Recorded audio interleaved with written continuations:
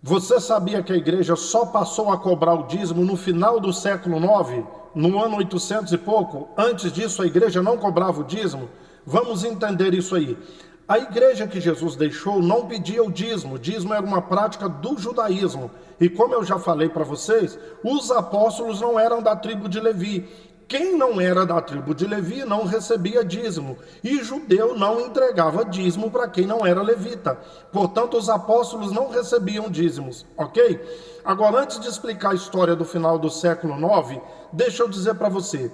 A primeira vez que foi mencionado o dízimo na igreja cristã foi no ano 585, no concílio de Macon, realizado na Borgonha. Então, o dinheiro, as ofertas voluntárias pararam de chegar. Então, o rei Cuntran, o rei da Borgonha, ali em Lyon, ele estabeleceu que aquela região, a região de Lyon, a região da Borgonha, o pessoal deveria devolver o dízimo. E outra coisa, foi ele quem estabeleceu.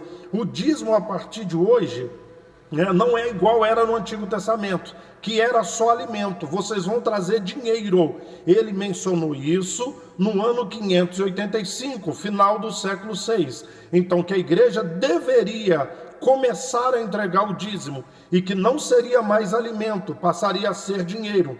Final do século VI, mas somente ali na região da Borgonha, região de Lyon, ok? Quando foi no final do século IX, ano 800 e tanto lá, quase anos 900, Carlos Magno, o rei dos francos, pegou essa ideia de Cuntran, o rei da Borgonha, e divulgou essa ideia para a igreja. Então, no final do século IX, a igreja passou a trazer dízimo. Isso mesmo, por mais de 800 anos da história da igreja, a igreja não devolvia dízimo.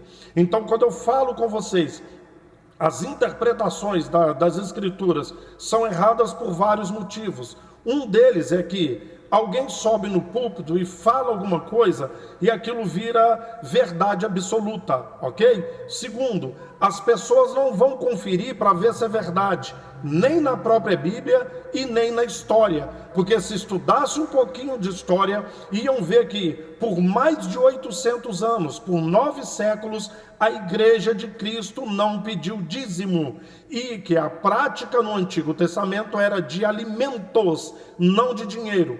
Então, Cuntran, rei da Borgonha, falou em 585, no concílio de Macon, que a igreja deveria trazer o dízimo a partir daquela época, e que não queria alimento, tinha que ser dinheiro, ok? Somente ali, na região da Borgonha. Depois, no final do século IX, Carlos Magno espalhou essa história para o resto da igreja espalhada pelo mundo. Então, Jesus não estabeleceu dízimo na igreja, ok?